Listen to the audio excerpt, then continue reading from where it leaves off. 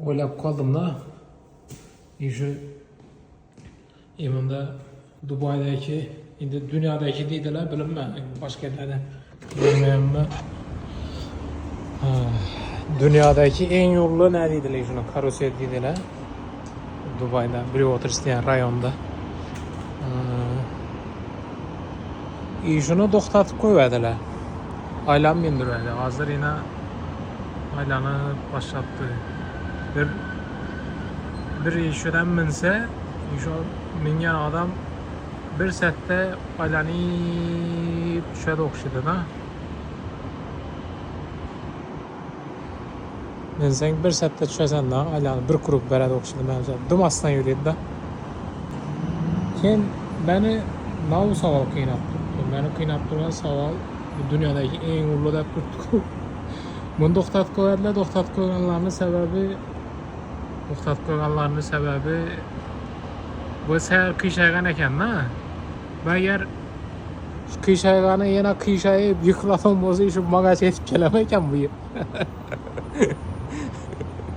Apasni. Lakin yox, xoşa yerlər. Öte güzel.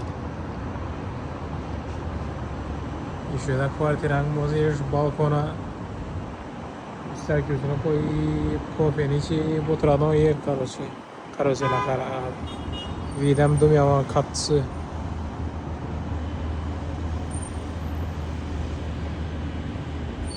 Asfaltlarına bir arka koyduğuna. Yeni aytıp bir çekme azkı video ağan yerim. Bridgewater isteyen yer.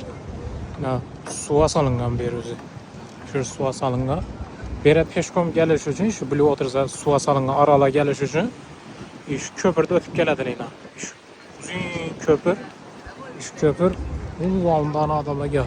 Jilettirip gidip Allah bir şey bilen jilettirip gidip